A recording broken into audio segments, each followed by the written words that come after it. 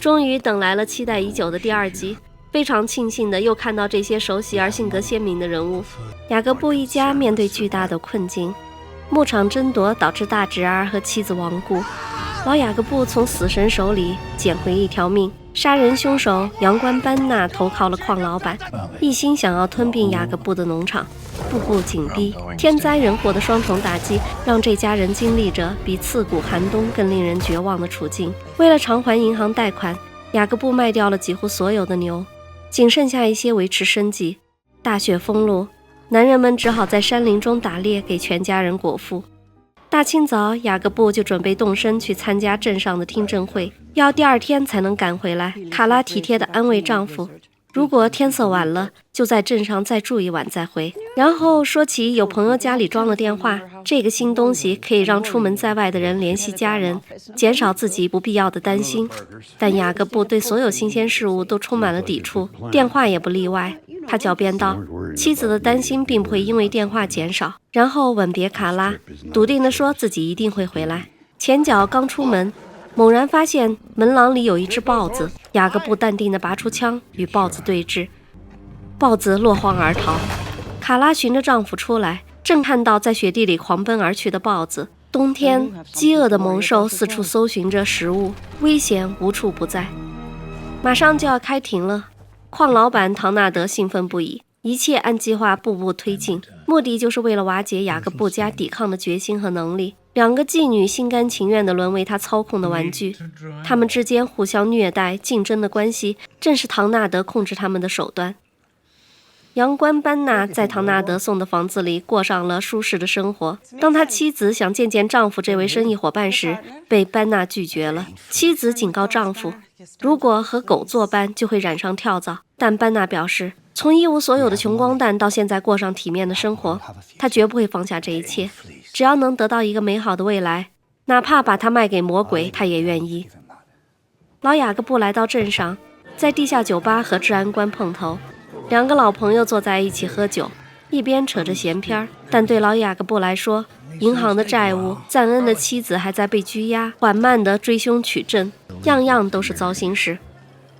神父和2个治安官组成的搜索小队，一路追着泰纳逃跑的方向进发。他们路过一个印第安营地，印第安人不肯丢掉武器，治安官不由分说的就开枪杀了人，引起一片混乱，但他依然不肯罢手，一把抓起一个女人做威胁，询问泰纳的下落。眼看没有回应，又抓起一个小孩，神父看不下去了，出言制止。治安官索性骑上马，恶意踩踏小孩，并威胁众人，如若不说出泰纳的下落，就会有更严重的惩罚。这些恶行瞬间引来部落众人仇恨的目光。泰纳和男孩皮特跟随父亲跑马，在深山里隐蔽前行。休息期间，泰纳凑到正在制作弓箭的父亲身边，好奇地问为何父亲会做那么多东西。父亲告诉他，这都是跟祖父学的，印第安人的知识口口相传，生活用具都是自己制作。后来白人来了，他们用工具和白糖换取印第安人的毛皮珠子，贸易让印第安人开始依赖简单快速地获得所需。当印第安人再也拿不出东西交换时，政府则开始施舍给大家，直到印第安人彻底忘记自己制作和自力更生。现在政府占有了土地，印第安人就沦为了乞丐，向政府乞食为生。泰纳不解地问，政府为什么要这么做？跑马告诉女儿，为了控制乞丐，没有权利质疑，一个质疑政府的乞丐就会挨饿，就会送去学校学习闭嘴。泰纳若有所思地表示，那还是自力更生的好。父亲告诉泰纳，如果每个人都愿意这么想，那就不需要政府了。皮特从身边走过，女儿的眼神就跟着跑了。跑马询问女儿是否希望皮特来提亲，如果想，那就给他一些鼓励，但要在一起生活，则必须在举行结婚仪式之后。女儿有些沮丧，问父亲是不是也是等到了结婚之后。父亲闪烁其词。泰纳瞬间开心地追着男孩而去，搞得老父亲心里一紧。女孩跑到水边，对着男孩脱了个精光。勾引的男孩跑到树林里，正当2人干柴烈火之时，泰纳看见山上有个人骑马下来，他忽然警觉起来。皮特跑回水边，拿女孩脱下的衣服，和来的人撞了个正着。这是一个牛仔，正在寻找他走丢的牛。皮特询问此处是否是科曼奇印第安保护区，牛仔告诉他，这里以前是，但现在都迁到福农以北去了。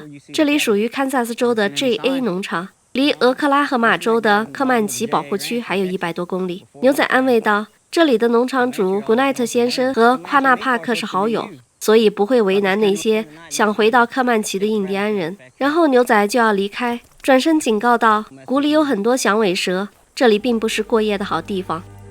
被丢下船的斯宾塞登上了一艘前往美国的轮船，和一个瘦弱的小子一起干活。吃饭时，角落里一个家伙投来不善的目光，斯宾塞没有介意。夜晚，他被奇怪的声音惊醒，发现那个瘦弱的小子正在被侵犯，于是他把施暴者胖揍了一顿。船舱里的打闹声惊动了船长，船长简单了解了情况后，直接拔枪毙了那胖子，然后警告斯宾塞以后别多管闲事。说完，丢下斯宾塞收拾一地的烂摊子，扬长而去。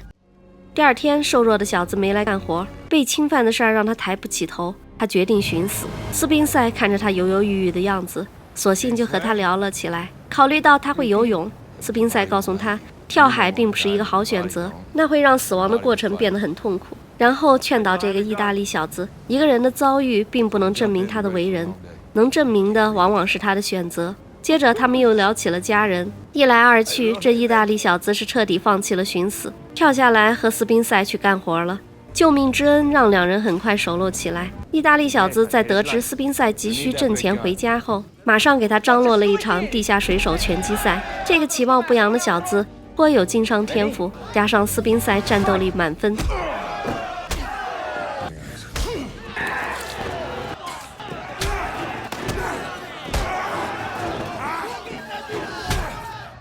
几场下来就挣到了一大笔钱，这让他回家的路又缩短了一些。在遥远的欧洲大陆，被留在船上的亚历克斯和父母回到了家。父母为了不让他去美国，切断了他的经济支持。他赌气把自己关在房间里，谁都不见，甚至好友詹妮弗都只能撞门威胁才被放了进去。看着好友消瘦颓废的样子，詹妮弗安慰他，斯宾塞一定会来接他的。但亚历克斯说出自己已经怀孕的秘密，他不能再等了，必须趁还看不出来的时候就登上去美国的船。亚历克斯翻出自己的首饰，请詹妮弗拿去换一张去美国的船票和护照，然后帮忙说服自己的父母，自己跟着詹妮弗一起去了牛津。没想到好友很痛快的就答应了。送走詹妮弗，亚历克斯充满希望，终于展露笑颜，拉开窗帘坐在桌前，在日记本上记下对斯宾塞的思念。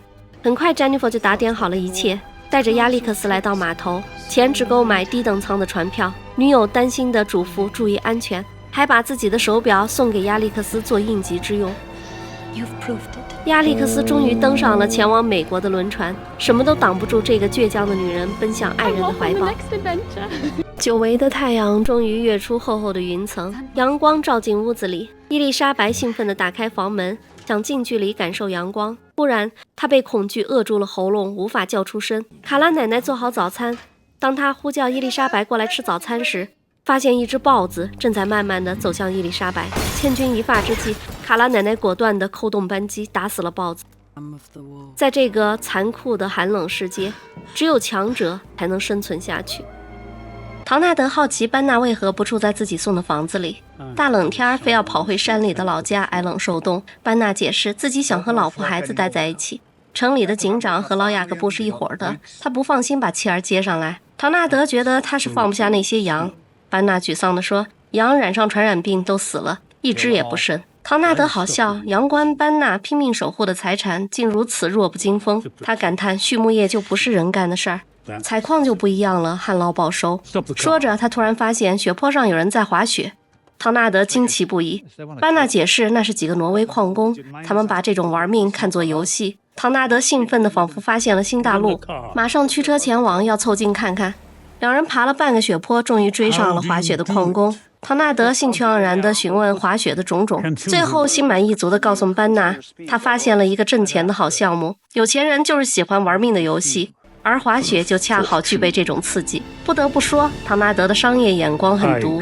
可班纳对这个新老板并不是敬佩，而是恐惧。这样一个洞悉人性、智商超群的人，偏偏是个对财富异常贪婪、控制欲爆棚的人。这难道不让人害怕吗？班纳对自己的老乡说起自己对唐纳德的恐惧，而这个老乡正是潜伏在畜牧协会治安队里的奸细。伊丽莎白去鸡圈捡鸡蛋，却看到一地的死鸡，还有角落一只正在大快朵颐的狼。狼似乎杀红了眼，看见活物就哭，把女人追得连滚带爬地跑出了鸡圈。伊丽莎白奋力抵抗，腿也被咬伤了。就在千钧一发之际，家里的牛仔开枪吓跑了狼。这是伊丽莎白第2次虎口脱险了，这遇险频率确实高得惊人。哪怕这个城市女孩为了爱情能够忍受荒凉寂寞和苦寒的生活，但她也无法承受这屡屡要面对生死一线的恐惧。腿上传来的阵阵疼痛让她心头闪过一丝犹豫。卡拉奶奶到地窖拿肉，她又想起了镇上卖的冰箱，那多方便啊，不用再顶着寒冷跑到那么远。刚出地窖就看到受伤的伊丽莎白被送了回来，把女孩扶进屋里，看着血淋淋的伤口。卡拉奶奶马上安排牛仔去请医生。牛仔抱怨就要下暴风雪了，但是看着女主人很坚决的样子，只好转身去找医生。卡拉奶奶凭经验判断，白天出来觅食的狼不是饿极了，就是有狂犬病，所以请医生来看看很重要。老雅各布和警长来到法院，直接找到法官的办公室。原来这趟进城是为了赞恩家的案子。法官表示赞恩妻子的身份是伪造的，所以他等于非法和白人男子同居，还生了2个孩子，证据确凿，无需上庭，可以直接宣判把女人关起来。但难题是2个孩子和那个躺在医院半死不活的男人，这安置善后是个大问题。老雅各布马上提议把这一家4口都交给自己监管，绝不会再出现在镇上，也不会给法庭添麻烦。法官同意了这个监外管制的办法，但是前提要赞恩2口子提供主持婚礼的牧师名字，否则就不能放人。这明显是刁难了。雅各布直言，法官就娶了个印第安老婆，以权谋私也不能做得这么明显吧。法官一脸你奈我何的表情，老雅各布直接绕到桌后抓起一瓶酒，这令法官猝不及防的就被抓住了把柄。雅各布晃着酒瓶说，那用私酒贩子和牧师做个交换。警长也亮出了手铐，法官只好在宣判书上签了字。看着雅各布达顿推门而出，法官愤愤地警告，别以为这就赢了。雅各布告诉老熟人，这件事儿压根儿没有赢家。接着雅各布就带着孙子杰克来到赞恩的病房。赞恩被那场突如其来的围殴打残了，无法站立，只能躺着，两眼充满了绝望。听到妻子和孩子可以被释放的消息，既感动又担心。他不断重复自己已经没有用了，身体废了。从住进来就没有医生来看过自己。老雅各布安排杰克去接赞恩的妻儿，今天无论暴风雪有多大，都要赶回去。赞恩问为何会遭此横祸，雅各布告诉他都是唐纳德干的，春天来的时候就该反击了。赞恩对这个复仇非常悲观。回农场的路上，暴风雪如期而至。遮天蔽日的大雪不仅让人无法找到方向，刺骨的寒冷也让人快速失温。继续走下去就等于在送死。老雅各布安排杰克和牛仔们把马都放掉，然后把篷车翻在树林边，所有人到篷车下面躲避风雪。医生裹着暴风雪挤进了客厅，查看伊丽莎白的伤口，决定要打疫苗。女孩一听是要打腹部，就非常抗拒，但无奈在一通挣扎后被强按着来了一针。女孩哭着跑了。卡拉奶奶安排医生们住下，转身来到伊丽莎白的房间。女孩哭成了泪人，嘴里喃喃抱怨这针打的完全不注重隐私。卡拉奶奶安慰她，相比之下生命更重要，这里的冬天就是这样，寒冷逼得动物到处伤人，不过到了春天就好了。没想到伊丽莎白坚决地表示，一开春她就要离开，再也不回这个鬼地方了，这令卡拉奶奶既意外又无奈。泰纳和男孩在外面待了一整晚，第二天才回到父亲身边。父亲看着双手空空的两人打趣道，这场狩猎还真是失败呢。皮特告诉跑马遇到了牛仔的事儿，跑马决定马上就动身，这里可是当年部落领袖帕纳帕克与白人干仗的地方，既然他的族人已经离开这里了，那这里笃定是不安全的。皮特觉得那牛仔还算是很友善的，跑马告诉他，牛仔只是打工的，农场主才能决定一切，而农场主绝不会欢迎印第安人。但女儿阻拦住父亲，认为科曼奇保护区依然有白人牧师，有学校和警察，还不如留在这里试试。如果能找到他们丢失的牛，而农场主真的是夸纳帕克的好友，那也许可以留下。跑马想了想，决定试试女儿所说的法子。他留下2个孩子，自己去找牛和农场主的家。离开前嘱咐2个年轻人一定要格外小心，绝不要暴露行踪，一定要等自己回来。神父和治安官肯特一行来到了俄赫拉赫马的阿纳达科镇，直奔警局找负责人马绍尔。没想到是个女治安官，这让肯特大吃一惊。那个年代应该很少见。肯特很轻蔑地质问女人也能执法。马姐毫不犹豫地表示，有事儿直说，没事儿滚蛋。看着两人刚见面就火药味十足，神父赶紧打断两人，说起了正事。马姐不可置信地看着照片上的女孩竟然背着5条人命，决定先贴出画像通缉，扭头警告3个客人，科曼奇只尊重那些尊重他们的人，这里已经埋了不少法警的棺材，不要等到棺材里才怪没有得到警告。肯特一脸藐视地转身离开。夜幕降临，3人就在野外露营休息。肯特从报纸上看到，共和党向国会提交了印第安人公民权法案，这将赋予印第安人公民的身份。他不屑地把报纸丢进了火里。神父认为这是大势所趋。肯特觉得平权就等于可以跨种族通婚。神父解释道，即便是法国的南部都被其他种族统治过几百年。2个文盲认为这个历史荒唐之极，狂笑得差点笑断气。不出意外，意外就出现了。其中一个当场就被箭射断了气。印第安人突袭，神父和警长赶紧躲入荆棘丛，然后趁人不备钻出来一通乱射，把印第安人打跑了。神父发现打死的印第安人里还有个孩子，警长一边安慰神父，一边向一个受伤的补了一枪。船终于到了美国，瘦弱小子下船送货之际，带着斯宾塞去见了自己的意大利黑帮表兄。黑帮表兄是个私酒贩子，他听说这个壮汉很能打。斯宾塞解释道，自己不想惹麻烦，只是麻烦总喜欢找上门。黑帮表兄深以为然。为了感谢斯宾塞对堂弟的救命之恩，他安排了酒店套房和盛大的晚宴。在此之前，他先让手下带斯宾塞去厨房吃点垫垫。斯宾塞在厨房随便吃了2口，就急着起身去给家里发电报，问火车站的方向，然后抬腿就要走，没想到就被拦住了。黑帮手下表示老板要留他住下，晚上还有一顿晚宴，说着就亮出了腰间的武器。斯宾塞可不吃这套，看着对方非要拦住去路，2下就把人放倒，缴了子弹，大摇大摆地走了。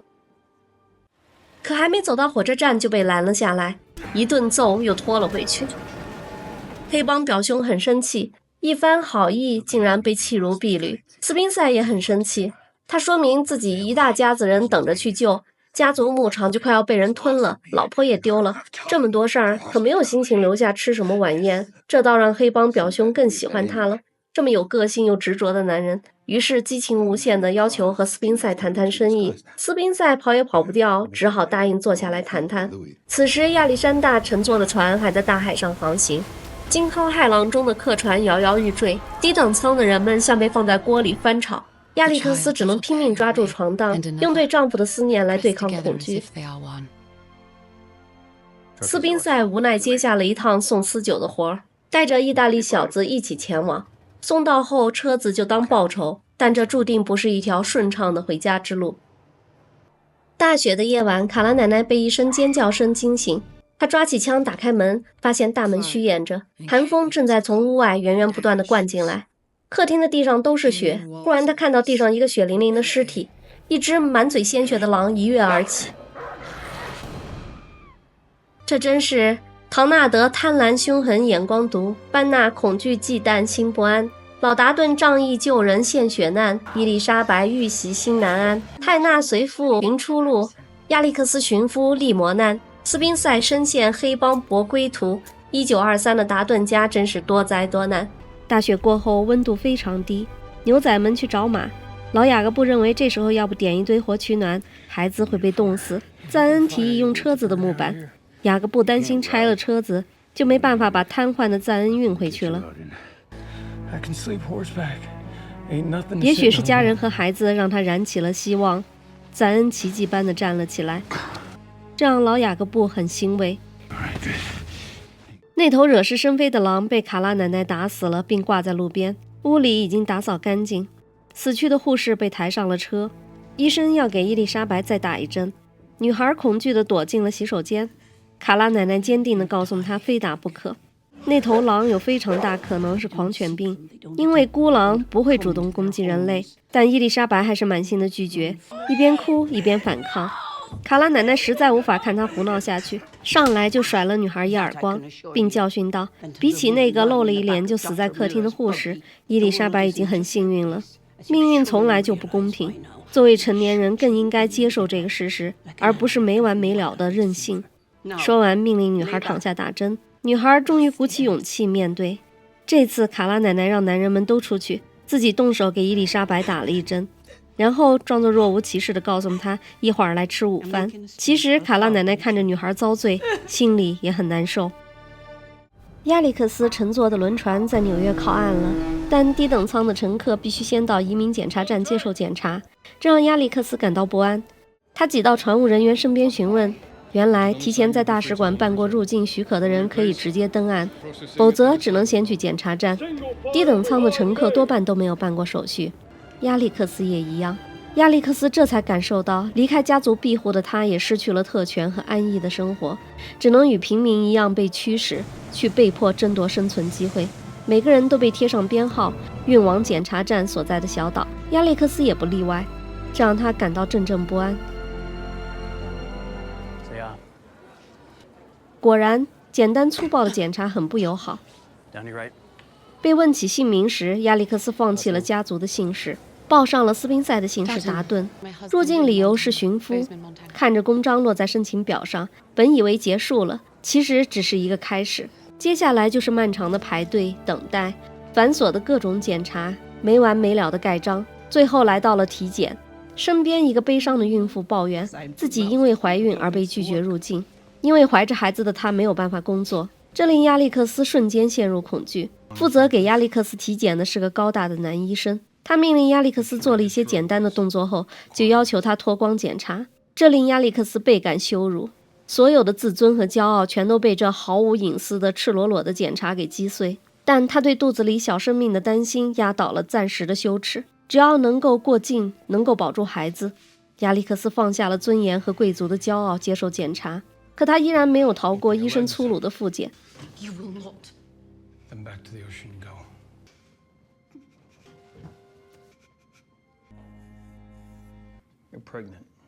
在发现她怀孕后，她又被赤裸裸地交给了下一个男医生。亚历克斯感觉自己已经不再是个人，只是一块行走的肉块，被人随意的按压翻弄。终于完成了这令人终身蒙羞的检查。结束后，他被带了出来。此时的亚历克斯感觉有一部分灵魂已经死在了那个检查台上，只剩下疼痛的残缺不全的自己走了出来。他被安排在孕妇那一组，有的女人因粗鲁的复检而流血不止。身边的女人想向亚历克斯讨要点吃的，被拒绝后干脆不客气地夺走了亚历克斯的单据，得意地说移民官收受贿赂，有钱的给钱，没钱的用身体也可以。言下之意，不管亚历克斯现在表现得多清高，一会儿都得为了许可证而出卖灵魂。亚历克斯愤怒地扇了女人一耳光，抢过了单子。他坚信自己绝不会。终于轮到亚历克斯，当他进入房间，移民官正在整理衣服。看来那女人说的属实，这移民官也是个体力活啊，身体不好都干不了。移民官一脸傲慢的张口，就要亚历克斯体现一下个人价值，因为美国不缺乞丐和妓女，只要有能力和体力生存的人。亚历克斯表示自己会找到丈夫，然后一起经营牧场。没想到移民官认为亚历克斯在撒谎。一个拥有牧场的男人，哪怕他是个瘸子，也不会让自己怀孕的妻子独自己在低等舱漂洋过海。亚历克斯终于情绪爆发，隶属这套反人类的移民检查程序如何变态，如何与崇尚自由的价值观相左，如何低级流氓，说的移民官脸上一会儿绿一会儿红的。在检查学历阶段，亚历克斯干脆找了一首诗暗讽。Re-examine all that you've been told and dismiss that. 结束时，亚历克斯表示，如果想拒绝入境就拒绝吧，自己哪怕离开也要体面的离开。没想到移民官良心发现，给他盖了章。美国，他终于来了。虽然不知道之后的路将经历如何的坎坷，但他至少已经完成了最遥远的那一段。在拥挤的街上，亚历克斯向一个报摊的老头买了张地图。老头很热心地告诉他，中央车站在上城区，沿途的治安很不好。他告诫女人如何保护好自己和钱袋子，而且最好能打车去，然后帮亚历克斯拦了辆车。亚历克斯把钱藏进了鞋子里，到了中央车站售票口买了张中途票。把所剩不多的钱藏进了内衣，终于可以等待出发了。售票员向亚历克斯强调，车站的骗子和小偷非常多，一个女人千万要小心，感觉这接下来的旅途又注定非常艰难了。泰纳的父亲跑马找到了地主古奈特先生，老先生果然是个好人，不仅爽快地让跑马和2个孩子扎营住下，还表示如果跑马愿意出力赶牛，就还可以领到一份工钱，这让跑马很感激，答应第2天就帮忙赶牛。泰纳的画像在科曼奇旁的小镇上张贴了出来，一个印第安女人匆匆来到警局报案，她的孩子被杀了。治安官马姐在案发现场看到一地的尸体，死的都是些半大的孩子，他们是为那个拒绝回答盘问而被马踩死的孩子复仇的。印第安女人告诉翻译，凶手不久前路过他们的部落，是2个治安官和1个神父。马姐已经知道是谁干的了。说话间，一群印第安男人就来到了现场，气氛瞬间紧张起来。翻译发现了凶手离开的方向，马姐赶紧阻止对方冲动行事。印第安人表示，要么给他们凶手，要么他们自己去找，他们不相信所谓公正的法律。神父和治安官肯特已经来到德克萨斯附近，肯特认为女孩他们应该是要打算逃向墨西哥，而沿途会在牧场的土地上扎营，难说还会为牧场工作挣点盘缠，所以可以在附近的农场问问。商量完，他们继续动身前往附近的牧场。卡拉奶奶久等丈夫不归，心神不宁，顶着寒风在屋外翘首以盼。医生刚要离开，就看到了远远的马队徐徐而来。老雅各布终于带着孙子和牛仔们平安回来了，医生刚好也在，顺便就给赞恩做了个检查。赞恩的病是颅内出血没有得到及时治疗导致的，医生告诉雅各布，他需要马上给赞恩做一个开颅手术，否则这个牛仔将会性命不保。不过这手术也有很大的风险，除了缺少助手和一些设备，最麻烦的是没带麻药。老雅各布决定把情况告诉赞恩，让他做决定。杰克刚回到房间，就看到正在收拾东西的伊丽莎白。女孩表示自己要离开这个鬼地方，如果杰克爱自己，就跟着自己一起离开。杰克不理解为何短短几天就让伊丽莎白做出如此决定。这时卡拉奶奶带着2个牛仔来给伊丽莎白打针，女孩让杰克在旁边看着自己经历的恐惧。杰克眼里充满了心疼，也让他明白这个城市女孩真的不可能成为卡拉奶奶那样坚强的女人。斯宾塞开着车子一路走来，终于在一片牧场边的道路上碰到了查斯酒的检查站。斯宾塞赶紧绕道停进了一个废弃的农舍旁，打算等到晚上再行动，而且他要把那些私酒扔掉。意大利小子反对，认为像他表兄说的，拿钱疏通应该没问题。斯宾塞可没那么乐观，他表示对方要不收钱怎么办？他可不想背上人命，更不想为了几箱酒把命搭上。意大利小子干脆就拔出枪威胁，被斯宾塞1秒就缴了枪。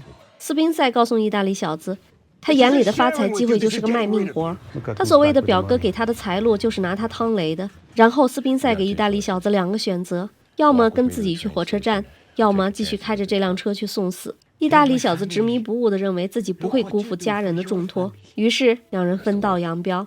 临走，意大利小子要回了手枪。很快斯宾塞就听到了枪声，意大利小子开着车勇闯检查站，爽快地把自己送走了。所以啊，有的人看似是命运对他不公，其实很大原因是他自找的。斯宾塞躲过了一劫，而亚历克斯却在车站被歹人盯上了，就如同他写给斯宾塞的信中所担心的那样，2人的相见注定要好事多磨。在本集中，亚历克斯经历了严苛的移民检查，这段确实是有依据的，但也有艺术夸张的成分在里面。在19世纪末，大量的欧洲移民通过轮船抵达美国。纽约的爱丽丝岛是1892年开放，也是纽约的主要移民入境点。对于检查的内容确实是真实存在，只是妇科检查粗鲁到把孕妇检查到流血，还有移民官公然的索贿行为，这些应该都是夸张了。这集用大段来拍亚历克斯的体检，说实话，妇科体检确实挺羞耻的，哪怕同性别医生来检查都觉得很难堪，何况剧中这种亚历克斯被强制要求脱衣和接受检查，他没有任何的选择余地。这段看的人真是既心疼又难受，而且他后面还有很长的路要走，完全不敢想象还要经历什么事儿。别为了建个斯宾塞，最后混成了悲惨世界里的方汀了。希望导演编剧不要那么狠心。上一集我们讲到唐纳德发现了滑雪这个新东西，于是脑洞大开要做旅游。这一集唐纳德就迫不及待地邀请来各路富豪，开始推销自己的新的商业项目——旅游业。他认为比起矿业，旅游业才是未来最好挣钱的商业模式。矿产会被采光，而人对新鲜刺激的追求永不会枯竭。而且蒙大拿有着特殊的自然风光和粗犷的野生环境，这是发展旅游业得天独厚的资源。提起所有人的兴趣后，他开始详细介绍自己的计划，要修机场、修公路，然后就是包含滑雪、雪橇等冰上项目的雪地度假村。经过这一番营销，这个雪地度假村计划以每股10万美金的价格，一下子就众筹到一笔可观的项目资金，这令班纳吃惊不已。同时他不安地提醒老板，那块地的核心地段就是达顿家的牧场，这老头子可不好对付。唐纳德表示，现在是时候组建一支军队，发起战争了。班纳回到家，灌了杯酒，就问妻子，如果可以让孩子将来名牌大学随便挑，家里有女佣做家务，住豪宅，子孙后代都不必再风餐露宿辛苦劳作，而是可以过上世代吃穿不愁的生活，但这一切的代价是让别人穷困潦倒，家破人亡，这种交换是否会良心不安？没想到妻子坚决地说，良心在贫穷面前根本不值一提，要做就要斩草除根，永绝后患。这令班纳本来还有些犹豫的心瞬间强硬起来。比起富裕和幸福的生活，牺牲别人有何不可？这就是这个世界的本来面目，弱肉强食的规则。说干就干，班纳马上召集好几个愿意拼命的兄弟。唐纳德希望班纳不要重蹈上一次失败的覆辙，要做就要做得彻底。他告诉班纳，在蒙大拿和怀俄明之间有一块无主之地，这一块只属于联邦政府的地区，刚好是一个法律空白，不论在哪里杀了人，丢在这块地上都不会受到法律的追究。这等于给班纳吃了一颗定心丸。就在这时，妓女忽然进来说她失手杀了另一个，于是这个抛尸的脏活就安排给了班纳，顺便让他拿着地图去踩踩点。在老达顿家，祖孙俩做了一个简易的固定工具，赞恩的手术就算一切就绪了。卡拉奶奶叫走了执意要陪伴赞恩的妻子，老雅各布和杰克做助手。医生用最原始的药剂麻醉了赞恩，然后在他的头顶开了个洞。没想到赞恩忽然就醒来，惨叫声吓坏了楼上的伊丽莎白。医生镇定地继续手术，血腥的场面让杰克作呕。终于，医生取出了积血和压迫大脑的血块。简单的包扎后，赞恩奇迹般地站了起来。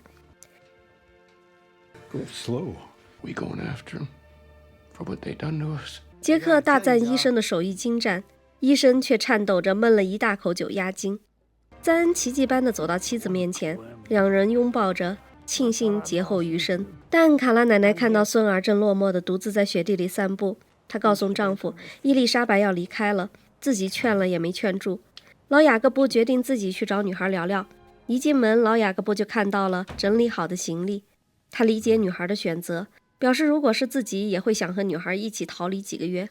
说起杰克，这小子之所以不愿意离开，并不是不爱妻子，而是因为现在达顿家面对的不仅仅是一个寒冬，而是一场保护家园土地的战争。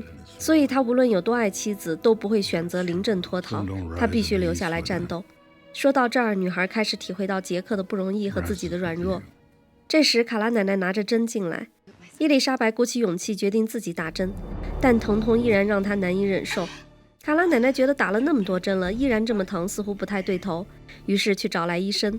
没想到转头间就得到一个好消息，伊丽莎白怀孕了。这对经历过流产的伊丽莎白来说简直是天大的好消息，对卡拉奶奶和达顿家来说更是一个久违的喜事儿。老雅各布在门廊看到一对小年轻和好如初，倍感欣慰，得意地告诉卡拉自己还是很了解女人的。卡拉奶奶忍不住告诉他，事实上正因为他对女人一窍不通，自己才会一直留在他身边。这令老雅各布认为卡拉奶奶是在酸，但马上孙子就高声地宣布了好消息，这令老雅各布又高兴又尴尬，这打脸也来得太快了一点了。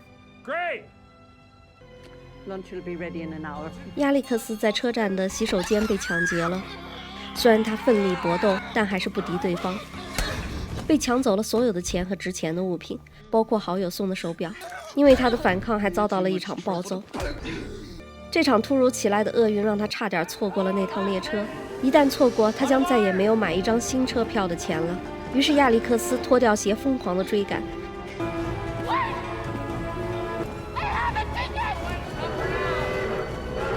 拼了命地跳上火车，像个疯女人一样衣冠不整、满脸淤青地站在一众惊讶的乘客面前。他努力保持镇静，来到自己的车厢，轰开吵闹的孩子，爬上自己的床铺。这时，所有的委屈和恐惧才扑面而来。泰纳和父亲如约帮着牛仔们把牛从谷底赶了出来。古奈特先生大为赞赏，并邀请他们一起去吃顿工作餐。简易餐厅搭建在一座牛仔竞技场外，吃了饭的泰纳好奇地跑进牛仔竞技场里参观，没想到却在里面发现了画有自己画像的通缉令。这时父亲也匆匆赶来了，带着慌张的泰纳一起离开。斯宾塞失去了车子和搭档后，开始独自步行。路上驶来一辆警车，警长对斯宾塞一通查问后，提出亲自把他送到火车站，态度坚决。斯宾塞似乎没得选，登上了这辆警车。车一开动，后面就又跟上了一辆。这时警长才亮了底牌，原来意大利小子临死还是把斯宾塞拖下了水。警长已经知道斯宾塞就是同伙，要求他继续把酒送到，只是这一次还要随车带上几个警察。